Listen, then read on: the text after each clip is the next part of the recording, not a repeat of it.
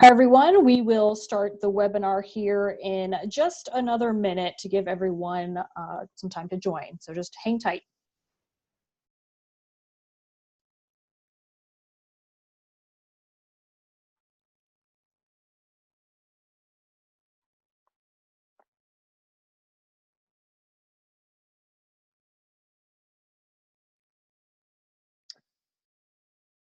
And if you've just joined, we're going to start in just 1 second. Going to give some last minute participants just a second to join.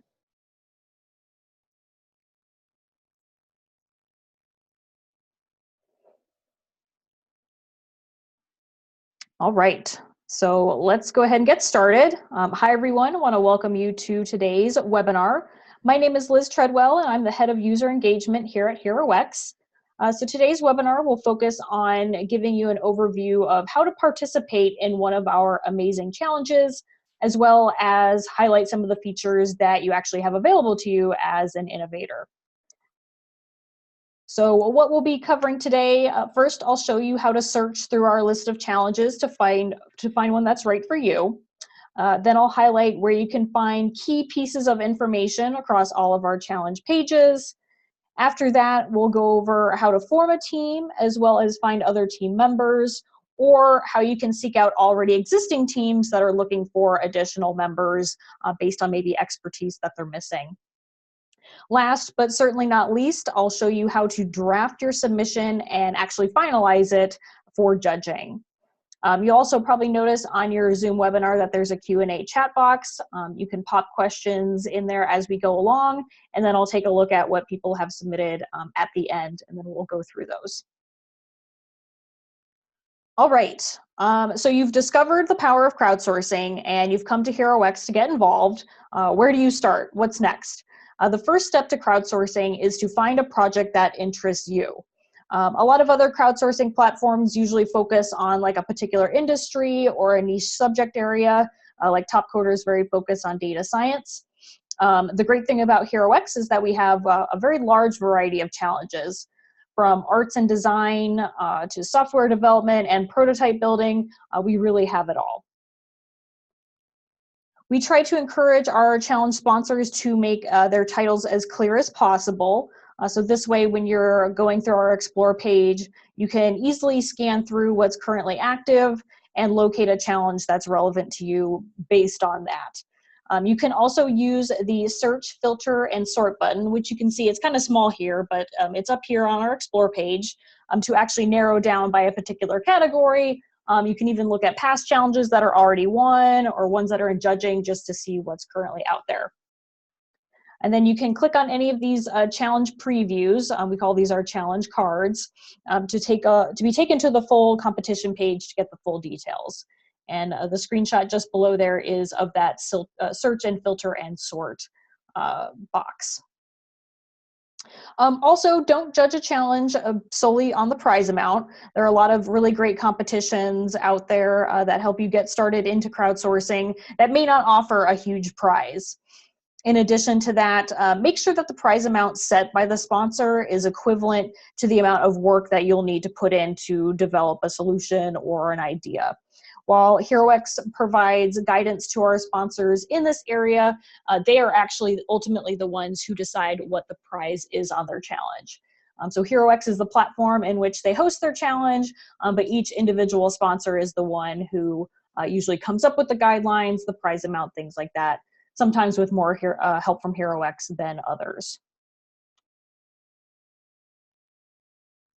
All right, so now that you've found a challenge that you're interested in, there's some key areas of the page that you'll want to look at to get the details of what the intention of the competition is and what the goals are. So we have a screenshot here of the case challenge, which is actually currently active on our site. The first section you want to take a look at is the default one. It's called the overview section. You can see it right here. This will usually contain background information on the problem that is needing a solution, as well as a bit about the organization or individual who is sponsoring the challenge. And then right next to there is the guidelines section. This is where you'll find all the details relating to the challenge. So this includes any specifications that potential solutions should meet, how those solutions will be evaluated, also known as the judging criteria, the breakdown of how the prize will be awarded. So if there's just one grand prize, or maybe there's multiple prizes, or maybe multiple prize categories. A lot of them vary. And then also the rules are usually contained in this section. This is also where you can find if there are any sort of eligibility requirements, such as age or geographic location restrictions, things like that. So that's very important. The more interested you are in participating in a particular challenge, obviously the closer you'll want to read that guideline section. Lastly, you'll definitely want to look at the timeline, which is right next to that. This will tell you when the challenge opened, when the submission deadline is, and when winners are expected to be announced. Submission deadlines can change. If they do, they're usually extended. So be sure to check the page regularly if you're planning on submitting. Some other sections that may be helpful for you include the forum, which is where you can ask questions directly to the sponsor or get involved in discussions with other innovators, either on the subject area or on your particular solution. You may also want to check out the community tab. This will show you who else has signed up. This is also the area where you'll find our team matching feature, which I'll go into a bit more detail here shortly. And then finally, you're not seeing it on this page, but some other challenges enable a resources tab where they will post documents or templates that may be a required component of your submission, or that can at least assist you in developing it. Like I said, you may not see the resources tab activated across all of our challenges, but if you do, I definitely recommend you take a look at the contents to see what's in there. Once again, because sometimes there's some required pieces. Okay, so once you have found a challenge that you want to participate in, you'll want to register for it so you can get access to the submission form to see, what the sponsor is wanting you to actually, fill out and answer. During the registration process, though, you have the option to create a team or participate as an individual. If you decide to create a team, all you need to do is input the email addresses of those you wish to invite to join it. So this little screen capture here is just an example of a team page, which I'll tell you a little bit about. There's not much here right now, but I'll tell you kind of what you have available to you once you do form a team. But if you don't create a team at the time of registration, you can still do so after you've signed up. You will see an orange Create Team button just below where the Begin Entry button is. Just click that, and you'll be taken through the same process to invite your teammates via email. Other HeroX users can also request to join your team if you send them a link to your team page. So you can see this is a link to a team page, or excuse me, a screenshot of that. If you send this to someone who's not on your team, they will see a Join Team button instead of the Leave Team one. So the creator of the team, also known as the captain, will have all administration capabilities for it. They will need to be the one who starts the draft of the submission, so it's credited to the team name. But once they begin the draft, other team members are able to go in and access it, make edits, or contribute to it. Any team members, including the captain, are able to finalize the submission for the judging stage. So obviously one of the biggest benefits of creating a team is having the additional brain power to develop the solution. You can bounce ideas off of each other. You can see there's a forum section for each team page that's only accessible to the team members. So you can post stuff in here and start conversations on how you want to formulate the submission or what you want to include on it. And then obviously having team members help you actually write the submission. And then you also get the general satisfaction of collaborating with others. There's nothing better than tackling a problem together and coming up with a way to solve it.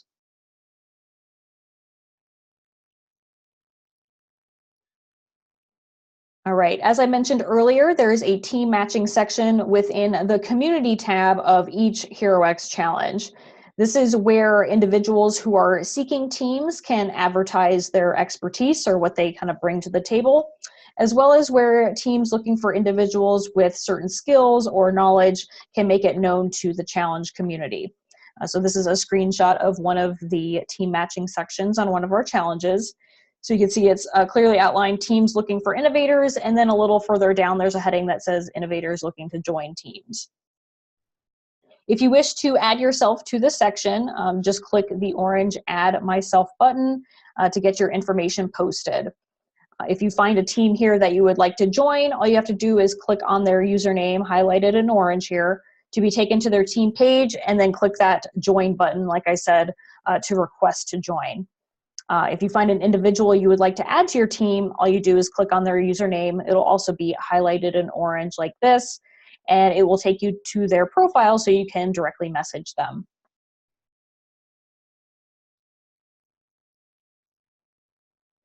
All right, so by this point, you've found a challenge you're interested in. You have decided to participate either as an individual or team, and now comes the most important part, which is submitting your entry.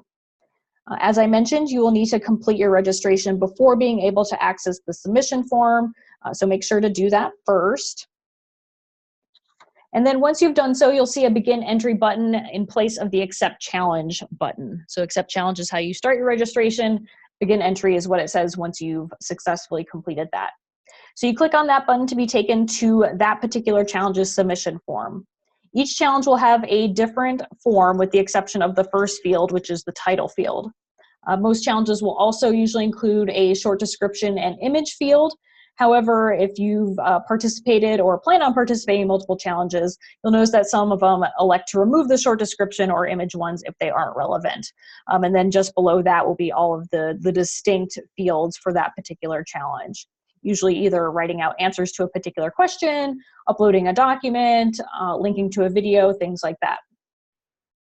As a note, you're able to draft and save your entry prior to finalizing it for the judging stage at any point prior to the deadline. So you can go in, start it, save it, and then come back to it and add to it later at any point before that submission deadline date is hit.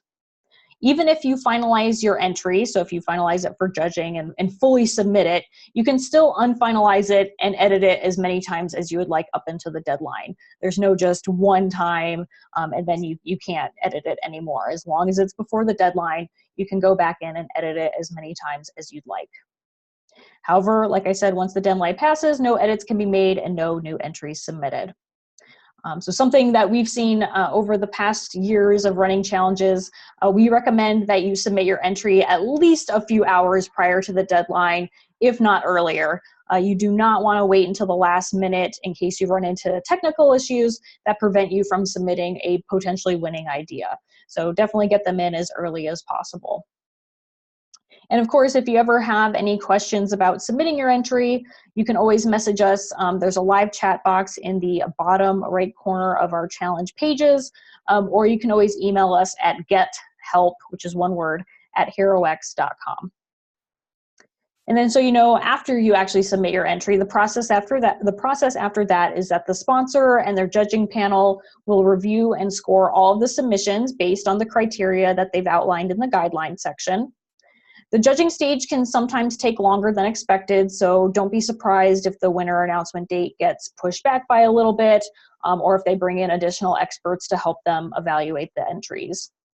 Then once the winners are selected, they'll be notified by the sponsor or sometimes by a HeroX team member of their status.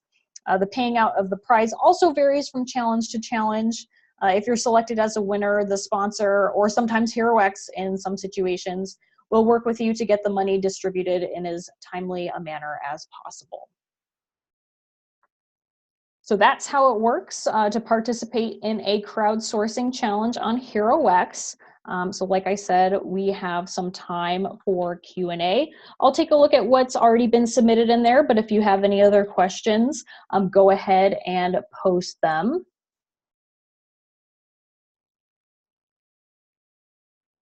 Okay, so the first question is, how do you protect your intellectual property from essentially strangers? That's a really great question. So there's obviously an understanding when the sponsor is running a challenge that if you're not selected as a winner, obviously they can't use any of the intellectual property contained in your submission. Sometimes you'll see in their legal agreement that they have the right to use it for marketing purposes. That doesn't mean using the intellectual property, but maybe using that, this many people submitted to our challenge or things like that, or maybe a screenshot of what you submitted is something they could potentially use. But if a challenge sponsor does not actually award you as a winner, they're not allowed to use your intellectual property. Also, you'll see that our challenges vary in terms of who ends up owning the intellectual property at the end of the challenge. We highly encourage our sponsors to do either the innovator keeps the IP, intellectual property, or there's some sort of sharing agreement, whether it's a license from the innovator to the sponsor or some other setup, just so that the sponsor isn't transferred full intellectual property. That's something we try to discourage as much as possible, because sometimes the prize amount doesn't always align with what your potential solution could generate for that sponsor. So in terms of taking your proprietary information, if it's something that you're really not wanting to share with other people, then I probably wouldn't submit it to a challenge. But for the most part, our sponsors should not be using anything that they don't actually award you for. So hopefully that helps clarify. Also, yes, this is not a sponsor-related webinar. However, we will host one in the future here. So if you go to the events page on HeroX, you can see any of our upcoming webinars or any other meetings. But this one is, just to be clear, focused purely on the people submitting to challenges.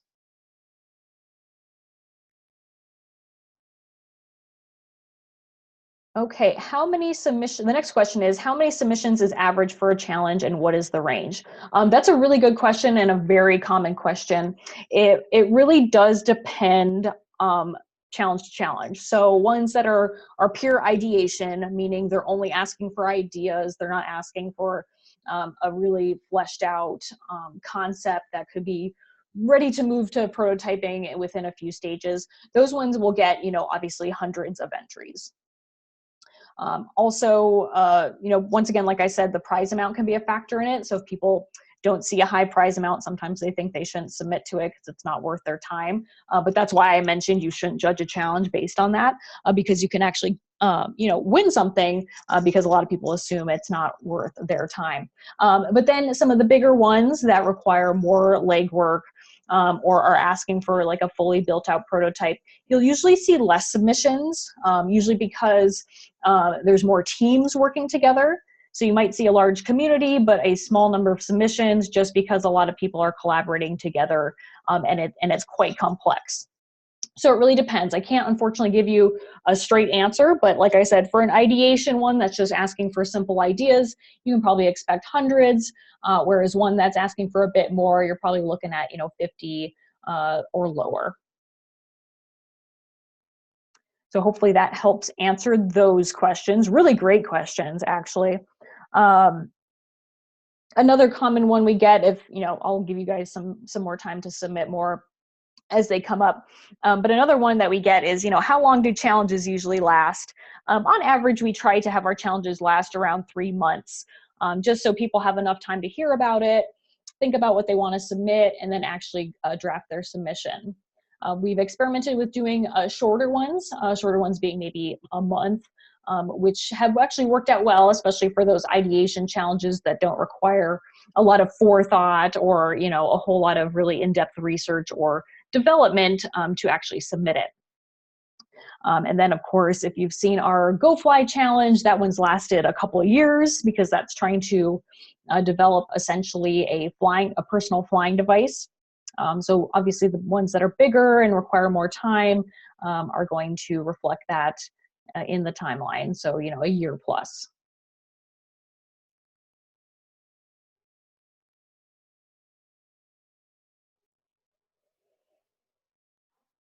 All right, another next question. What would you point to as some of your best results? What are examples of submissions that have gone on to solve big problems?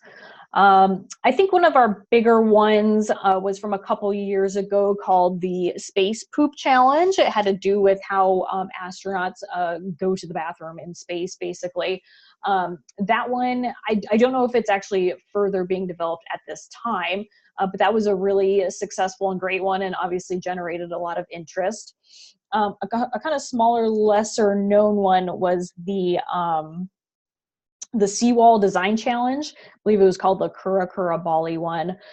So that one actually got a couple or a few winning teams that actually ended up flying out to Bali to try and collaborate with each other. All the winners were actually kind of put together in one big team, and they went off and collaborated to build this more eco-friendly seawall in Bali. So that was a really interesting one. Another one that is also NASA or NASA Tournament Lab related is the Next Generation Animal Tracking one. That one's a little more recent. That one came up with, had two winners. I believe they're going to be at least moving forward with that one. I think NASA will be posting an update regarding that one at some point. And then, of course, like I mentioned, the Go Fly one, even though it's still in progress, a lot of teams have made some really good progress with their flying devices. That one should conclude at the end of this year, where they're going to do a final fly off with everyone's creations. So as far as I know, that one's been doing really well, but we won't actually know, obviously, until the very end. And then there's been some smaller ones. Probably my last example will be the Save Them All Challenge, which generated ideas for how to help pet owners keep their pets. So obviously they're not surrendering them to shelters and things like that. I don't know how they've taken any of those ideas forward, but I know that they were very pleased with the results. And then another one that's going to actually, my last example will be the Cal Tire one, which is going to announce winners this week. I believe they will be taking their winners to further build out the prototypes of their solutions. So it's very exciting when you can have a challenge that starts as pure ideation, and then the sponsor ends up wanting to take it forward into actual prototype building. So that's something that we've seen has been a success, and we'll hopefully kind of move that to our challenges going forward as a kind of common practice. So all great questions. We have a few minutes left.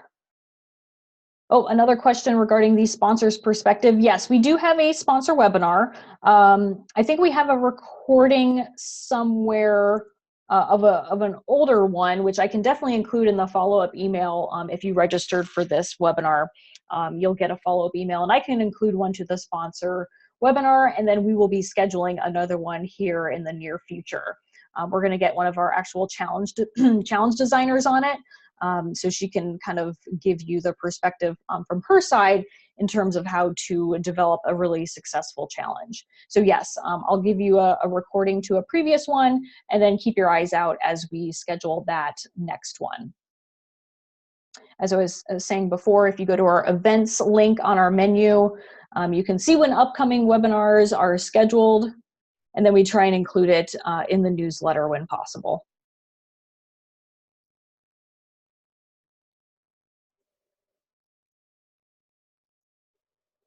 All right.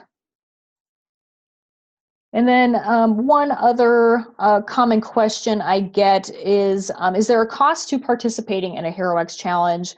The great thing is that no, HeroX does not charge you to register and submit a solution. Of course, there is one exception, the Go Fly Challenge, because I had such interest. They did implement a registration fee, but that is the only one that has had that. We do not like to put up a paywall for people to participate. So just want to make sure that's clear to everyone. All right. Any other questions? Otherwise, I think we can probably wrap up.